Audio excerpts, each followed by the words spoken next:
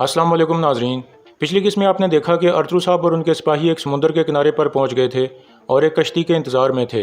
दूसरी तरफ आरिक बुका के आदमी ने सिरमा को कहा था कि कल के मिशन के लिए मुझे बहुत से आदमी चाहिए, और इसी दौरान इलबिल्गे ने छुप कर उन दोनों को देख लिया था। इस किस्त के आगाज़ में उमर कबीले का मंजर सामने आता है। गुंदोगदो और तुर्गत नए सरदार के पास पहुँच गए थे। गुंदोगदो कहता है, हम यहाँ सरदार आला अरतरू साहब के नाम पर आए हैं तास्कुन साहब। हम आपको मुबारकबाद देना चाहते हैं और दोनों कबीलों के दरमियान ताल्लुकात मजबूत करने आए हैं। तास्कुन पे कहता है, मैं भी आपकी तरफ आने वाला था गुंदोगदो साहब। चीज़ें हमेशा एक जैसी नहीं रह सकती। मैं उमर कबीले में नया निज़ाम कायम करना चाहता हूँ, इसलिए मैं आपको आगाह करने के लिए आने वाला था।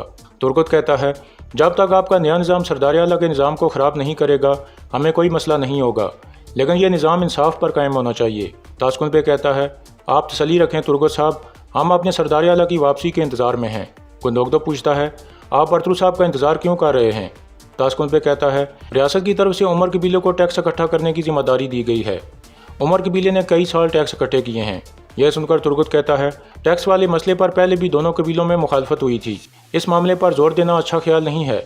तास्कुन पे कहता है, मुझे कोई जल्दी नहीं है, लेकिन मैं काम वक्त पर ख़त्म करना चाहता हूँ। हमारी रियासत टैक्स का इंतज़ार कर रही है, यह मेरे हाथ में रियासत का फरमान है।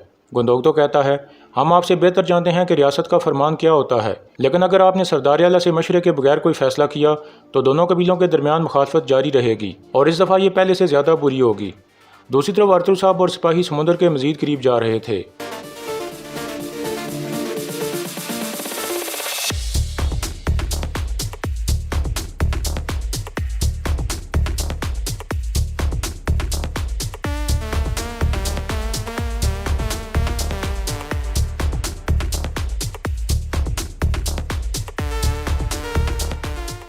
वहाँ एक आदमी मौजूद था। वो अरतरू साहब को कहता है, हम बरके खान की शिकार वाली जगह के करीब ज़मीन पर उतरेंगे। अरतरू साहब कहते हैं, बहुत अच्छे, यह सफ़र कितना लंबा होगा? आदमी कहता है, हम कल सुबह तक पहुँच जाएंगे इंशाल्लाह, वहाँ आपके लिए घोड़े तैयार होंगे। फिर अरतरू साहब अपने सिपाहियों को कहते हैं, 2 सिपाही घोड़ों के पास रुक जाएँ और बाकी रवाना होने के लिए तैयार हो जाएँ। इतने में कश्ती उनके करीब आने लगती है। दूसरी तरफ इलबिल्गे वापस अपने कबीले में पहुँच जाती है और सिरमा को 2 सिपाहियों के पास खड़े देख कर काफ़ी हैरान होती है। सिरमा के जाने के बाद दोनों सिपाही भागने लगते हैं। इलबिल्गे उन्हें रोक लेती है और पूछती है, खैर है, आप दोनों कहाँ जा रहे हैं? एक सिपाही कहता है, कल हमने एक तिजारती काफ़िले को खुशामदीद करना है इलबिल्गे खातून। इलबिल्गे कहती है, तो ठीक है, फिर आप खैर से जाएं। यह सुनकर वो दोनों आगे बढ़ जाते हैं। इलबिल्गे दिल में कहती है, तो एक तिजारती काफ़िला है, लेकिन मैं जानती हूँ कि इसके पीछे हकीकत को कैसे जानना है। इसके बाद रात का वक्त हो जाता है। काल कबीले में गुंदोगदो कह रहा था, हमें तास्कुन बे का रवैया बिल्कुल अच्छा नहीं लगा इलबिल्गे खातून। तुर्गत कहता है, उसने हमें रियासत का फरमान दिखाया और कहा कि वह जल्द टैक्स इकट्ठा करना शुरू कर देगा। फिर सजान कहती है, आपके उम्मीदवार की बजाय ये आदमी कैसे उमर कबीले का सरदार बन गया? इलबिल्गे कहती है, तास्कुन बे पहले से तैयार था, लाजमी वो आपके खिलाफ कोई मनसूबाबंदी कर रहा है। हमें पता लगाना होगा कि उसे ये जुर्रत किसने दी। इसी मकसद के लिए मैं यहाँ आई हूँ। आयमा खातून पूछती हैं, क्या आपके कबीले में कोई मशकूक चीज़ हुई है बेटी? इलबिल्गे कहती है, मुझे सिरमा पर शक है वालिदा। तास्कुन भी अकेला ये सब नहीं कर सकता, लेकिन मैं खौफजदा हूँ कि सिरमा किसी ऐसे आदमी के साथ मिली हुई है जिसे हम नहीं जानते। आज वो छुप कर एक आदमी से मिली थी, वो आदमी बेकारी के बेस में था। तुर्गत कहता है, तो फिर वह लाजमी जासूस था। इलबिल्गे कहती है, मैंने उस आदमी को पहले कभी इस इलाके में नहीं देखा, इसलिए हमें उस आदमी को जल्द तलाश करना होगा। वो हम सब के लिए ख़तरा है, मुझे आपकी मदद चाहिए। तुर्गत कहता है, आप हमेशा सच और इंसाफ के साथ खड़ी रही हैं इलबिल्गे खातून, हम आपकी हर मुमकिन मदद करेंगे। इलबिल्गे तुर्गत का शुक्रिया अदा करती है और फिर कहती है, मुझे पता चला है कि कल वो एक तिजारती काफ़िले को खुशामदीद कहने वाले हैं, लेकिन ऐसे किसी काफ़िले की आमद की तवक्को नहीं थी। तुर्गत कहता है, तो फिर कल हम उमर कबीले के करीब एक जाल बिछाएंगे, हम उन सिपाहियों का पीछा करेंगे, देखते हैं कि उनके पीछे कौन सा आदमी है। इतने में मलिक शाह एक आदमी को लेकर अंदर दाखिल होता है। उसे देखकर गुंदोगदो कहता है, तुम यहाँ क्या कर रहे हो? आदमी कहता है, मैं कबीले से आया हूँ सरदार, सुंगर तेकिन साहब ने आपके लिए एक अहम ख़त भेजा है। फिर मलिक शाह ख़त लेकर गुंदोगदो को दे देता है। गुंदोगदो ख़त खोलकर पढ़ने लगता है और कुछ परेशान हो जाता है। दूसरी तरफ उमर कबीले में सिरमा कह रही थी, हमारे दोस्तों ने खबर भेजी है, वो उस मदद के बदले में हमारे सिपाही चाहते हैं और इसके बदले में वो हमें इनाम भी देंगे, हमें बहुत सारा सोना मिलेगा। तास्कुन पे खड़ा होकर कहता है, एक ज़हीन औरत के मुँह से सोने की बात, और मुझे क्या चाहिए? दूसरी जानिब काई कबीले में गुंदोगदो कहता है, मेरे बेटे अलतेके ने मंगोलों से लड़ाई की है। यह सुनकर सलजान सख्त परेशान हो जाती है। फिर गुंदोगदो कहता है, धुंधार उसके पीछे गया है, वहाँ काफ़ी अफरा तफरी थी। सलजान कहती है, मंगोलों ने पहले ही मेरा एक बेटा छीन लिया है वालिदा, एक और बच्चे को खोना मैं बर्दाश्त नहीं कर सकती। कुंदोगदो कहता है, परेशान मत हो सलजान, धुंधार उसे ढूंढने के लिए गया है, वो उसे ढूंढे बगैर वापस नहीं आएगा, लेकिन हमें सुबह सवेरे यहाँ से रवाना होना होगा क्योंकि मंगोल दोबारा कबीलों पर हमला कर सकते हैं, हमें तैयार रहना होगा। हाइमा खातून कहती हैं, तो तुम दोबारा दूर जा रहे हो बेटा। कुंदोगदो कहता है, आप परेशान न हो वालिदा, मेरे जाने के बाद जल्द धुंधार यहाँ आ जाएगा, वो आपको बहुत याद करता है। फिर कुंदोगदो तुर्गत को कहता है, आप सुबह सवेरे बिल्गे खातून के साथ रवाना हो जाना और दोनों मिलकर वो मसला हल करना। इसके बाद सुबह सवेरे का वक्त हो जाता है। सलजान और कुंदोगदो रवाना होने की तैयारी कर रहे थे। सलजान कहती है, मुझे अपनी दुआ दें वालिदा। हाइमा खातून कहती हैं, मेरी दुआएं तुम्हारे साथ हैं बेटी। इसके बाद वो सब आपस में अलविदाई मुलाकात करने लगते हैं।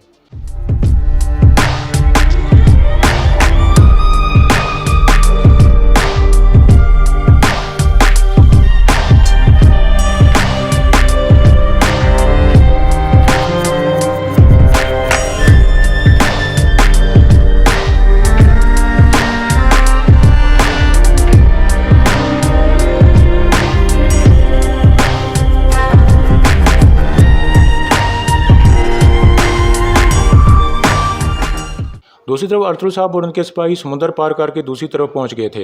एक आदमी कहता है, आपके लिए घोड़े तैयार हैं अरतुल साहब, हमने बरके खान को आपके बारे में खबर भिजवा दी है, वह शिकार में मसरूफ़ हैं। अरतुल साहब कहते हैं, आपका शुक्रिया, आगे हम खुद संभाल लेंगे। फिर वो आदमी चला जाता है। बामसी कहता है, बहुत अरसा पहले हम समुद्र पार करके मंगोलों के पास गए थे सरदार। अरतुल साहब कहते हैं, बरके खान मंगोलों जैसे नहीं हैं, हम उन्हें एक ईमानदार मुसलमान के तौर पर जानते हैं। अब्दुर्रहमान कहता है, बरके खान का एलची तोरमताई मारा गया था, क्या ये हमारे लिए मसला नहीं बनेगा? अरतुल साहब कहते हैं, बरके खान एक आदिल और ईमानदार हुक्मरान हैं, लेकिन उनके एलची की मौत एक अहम मसला है। इस बारे में उन्हें वजाहत देना और आमादा करना आसान नहीं होगा। हमारी जिम्मेदारी उन्हें हकीकत बताना है, बाकी अल्लाह हमारी मदद करेगा अब्दुर्रहमान, चलो चलें। यह कहकर वो रवाना हो जाते हैं। इसके बाद एक मंजर सामने आता है जहां बरके खान शिकार में मसरूफ़ था। उसके कुछ खास आदमी भी साथ थे।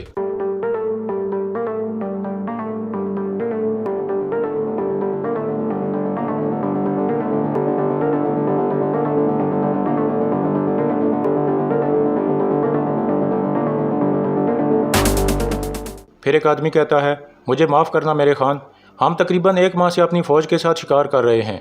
जब शिकार के लिए इतने सारे जानवर मौजूद हैं तो आप सिर्फ कौवों का शिकार क्यों करते हैं? इतने में एक सिपाही कौवा ले आता है। बरके खान उसे पकड़कर कहता है, यह कौवा एक निकाल है कियात, ये भेड़िए की आवाज़ निकाल सकता है, शेर की आवाज़ निकाल सकता है, हत्ता कि एक इंसान जैसी आवाज़ निकाल कर शिकारी को धोखा दे सकता है। जब ये खतरनाक शिकारी को देखता है तो फ़ौरन किसी शिकारी जानवर की आवाज़ बना लेता है। फिर दूसरे खतरनाक जानवर उसकी आवाज़ सुनकर शिकारी को मार देते हैं। इस तरह यह कौवा शिकारी से भी बच जाता है और फिर उसकी लाश को भी खाता है। इसलिए पहले हमें जंगल से इनको ख़त्म करना होगा ताकि शिकार करते वक्त हम खुद शिकार ना बन जाएं। यह कहकर वो आगे बढ़ने लगते हैं। इतने में एक सिपाही आकर कहता है, मेरे खान, सल्जूक सरजमीनों से कुछ मुसाफिर आए हैं आपसे मिलने के लिए। काई कबीले के सरदार अरतुल साहब हैं।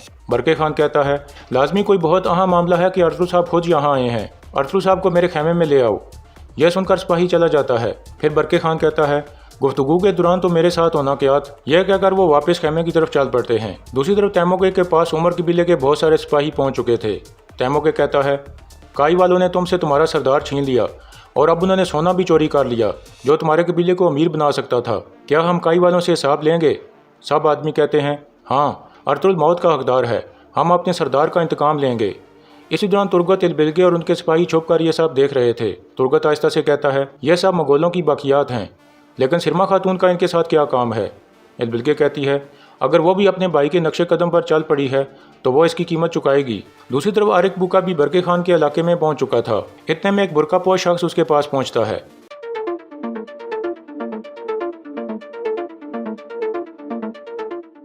यह कियात था जो बरके खान का सबसे खास आदमी था, लेकिन असल में मंगोलों का जासूस था। फिर वो दोनों बैठ जाते हैं। कियात कहता है, अरतुल बरके खान से मिलने आया है, तुमने पूरे रास्ते उसका पीछा किया आरिक बुका, बताओ मुझे क्या हुआ है? आरिक बुका कहता है, अरतुल तुम्हारे बारे में जानता है, लेकिन डरो मत, वो तुम्हारा नाम नहीं जानता, अब एहतियाती तदाबीर लेना तुम्हारा काम है। कियात पूछता है, क्या तुमने वो सोना हासिल कर लिया है जो बरके खान ने अरतुल की तरफ भेजा था? आरिक बुका कहता है, हाँ, हमने सारा सोना हासिल कर लिया है और तोरमताई मारा गया है। कियात कहता है, तो बरके खान का एलची मारा गया और सोना चोरी हो गया, यह बरके खान को बिल्कुल भी अच्छा नहीं लगेगा। बरके खान इस इत्तेहाद को बहुत संजीदा ले रहा था। अगर अभी भी उसने अर्तुगरुल पर एतमाद किया तो फिर एक ही चारा बचता है, अर्तुगरुल और बरके खान की मौत। आरिक बुका कहता है, मैं खुद यहाँ अर्तुगरुल को मारने आया हूँ, तुम बरके खान को संभाल लो, यही काफ़ी है। इसके बाद क्यात वापस चला जाता है। दूसरी तरफ तुर्गत और उसके साथी निकलकर सामने आ जाते हैं। तुर्गत कहता है, उमर कबीले के सिपाहियों, हथियार फेंक दो और ख़ुद को हमारे हवाले कर दो। ये आदमी मंगोल है, आप लोग जानते हो कि मंगोलों के साथ मिलकर काम करने का अंजाम क्या होता है। फिर बिल्के कहती है, आपने सरदार की तरह गद्दार बांधकर मत मरो, हथियार फेंक दो। यह सुनकर कुछ सिपाही तैमूगे को छोड़कर उनकी तरफ आ जाते हैं। फिर तैमूगे कहता है, क्या तुम लोग इस औरत की बात सुनोगे जिसने तुम्हारे कबीले को धोखा दिया, या फिर अपने सरदार का इंतकाम लोगे। यह सुनकर वो हमला कर देते हैं।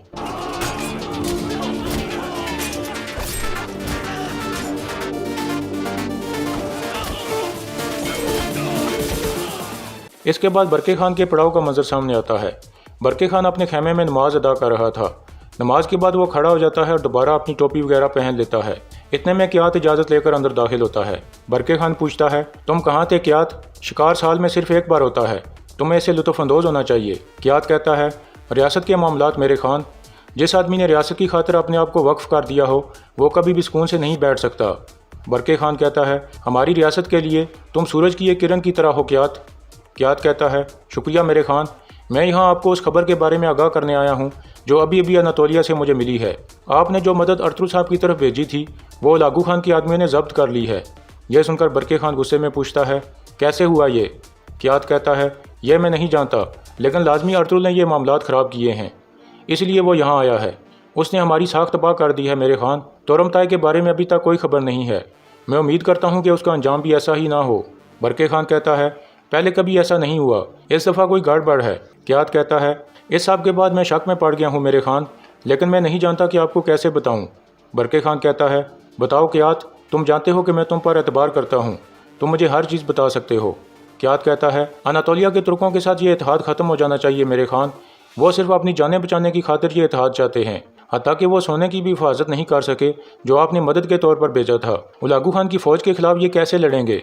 ये आदमी हमें दल दल की तरफ ले जाना चाहते हैं खान। यह सुनकर बरके खान सोच में पड़ जाता है। इसी दौरान बाहर अर्तुगरुल साहब और उनके सिपाही पहुंच जाते हैं। एक सिपाही अंदर आकर बरके खान को बताता है कि अर्तुगरुल साहब आ गए हैं मेरे खान। बरके खान गुस्से में कहता है, मेरे मुलाजमों को अंदर बुलाओ और अर्तुगरुल साहब को भी अंदर लाओ। यह सुनकर सिपाही बाहर निकल जाता है।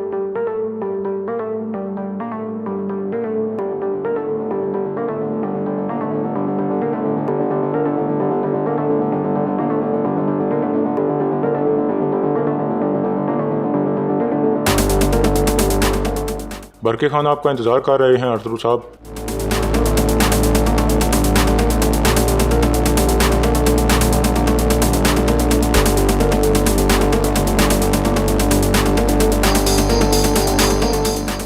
अंदर आकर अर्तुगरुल साहब कहते हैं, मैं आदिल और शानदार बरके खान को सलाम करता हूँ। बरके खान हल्का सा सारे लाता है। फिर अर्तुगरुल साहब कहते हैं, सूरज हमेशा आपकी रियासत पर चमकता रहे खान। जालिमों के खिलाफ हमारे इत्तेहाद को पक्का करने के लिए मैं खुद यहाँ आया हूँ। बरके खान कहता है, अनातोलिया की क्या सूरत हाल है अर्तुगरुल साहब? अर्तुगरुल साहब कहते हैं, अनातोलिया एक बड़ी जंग के इंतज़ार में है। तमाम कबीले उलागू खान की फ़ौज के खिलाफ लड़ने के लिए तैयार हैं। हमने मंगोलों को घेर लिया है। बरके खान कहता है, लेकिन मुझे तो अनातोलिया से कुछ और ही खबरें मिली हैं। उलागू खान के आदमियों ने वो सोना जब्त कर लिया है जो मैंने भेजा था। अर्तुगरुल साहब कहते हैं, मेरे आदमी सोना वसूल करने के लिए गए थे और हम पहले से आगाह थे कि उलागू खान के आदमी जाल बिछाने वाले हैं और हमने एहतियाती तदाबीर ले ली थी। यह सुनकर क्यात कहता है, लेकिन हमें तो इसके बरक्स खबर मिली है कि सारा सोना दुश्मन के हाथ में चला गया है। फिर बरके खान कहता है, तो सोने का मामला एक मुहम्मा बन गया है और मेरे एलची तोरमताई की क्या खबर है? अर्तुगरुल साहब कहते हैं, मैं तोरमताई से मिला था, लेकिन उलागू खान के आदमियों ने हमारे लिए जाल बिछाया था। बदकिस्मती से तोरमताई फौत हो गया है। बरके खान गुस्से में कहता है, तो फिर आपकी जुर्रत कैसे हुई यहाँ आने की अर्तुगरुल साहब? अर्तुगरुल साहब कहते हैं, मैं यहाँ आपको हकीकत बताने आया हूँ। मुझे पता चला है कि इन सारे वाक़यात के पीछे एक काला बादल है और हमें लाजमी उस काले बादल को बेनकाब करना होगा। बरके खान गुस्से में कहता है, सोने की हिफाजत करना और एलची को सही सलामत वापस भिजवाना तुम्हारी जिम्मेदारी थी, तुम उसमें नाकाम हो गए। अब बात करने के लिए क्या बचा है और ये काला बादल क्या है? अब ये इत्तेहाद में कैसे कायम रख सकूँगा? अर्तुगरुल साहब कहते हैं, इन वाक़यात के पीछे लोग बिल्कुल यही चाहते हैं कि ये इत्तेहाद ख़त्म हो जाए। मैं खुद यहाँ इसीलिए आया हूँ ताकि आपसे उस मामले पर बात कर सकूँ जिसमें आपकी ज़ात शामिल है। बरके खान कहता है, तो फिर मुझे बताओ। अर्तुगरुल साहब कहते हैं, यह खसूसी बात है, मैं सिर्फ अकेले में यह बात आपको बता सकता हूँ। यह सुनकर कियात कहता है, अगर आपने अकेले में इनसे माफ़िया मांगनी है तो इसका कोई फ़ायदा नहीं है अरतुल साहब। हम यहाँ जंग के बारे में बात करना चाहते हैं जिसके लिए हमने बहुत इंतज़ार किया है। अरतुल साहब कहते हैं, आप बरके खान के सबसे काबिल एतबार वज़ीर हो, आप मुझे वो बात करने से क्यों रोक रहे हो जो आपके खान और आपकी रियासत के लिए बहुत अहम है। कियात कहता है, मैं बेहुदा अल्फाज से खान का वक्त ज़ाया नहीं करवाना चाहता। यह सुनकर बरके खान कहता है, खामोश हो जाओ। फिर अरतुल साहब कहते हैं, अगर आप चाहें तो अभी मुझे वापस भिजवा कर ये इत्तेहाद ख़त्म कर सकते हैं, लेकिन हम दोनों पर एक जिम्मेदारी है कि हमने आलम इस्लाम और मजलूमों को आज़ाद कराना है और इस इत्तेहाद के बगैर हम इस जिम्मेदारी में नाकाम हो जाएंगे। अब फैसला आपका है। थोड़ी देर सोचने के बाद बरके खान कहता है, हर कोई बाहर निकल जाए, मैं अरतुल साहब से अकेले में बात करना चाहता हूँ।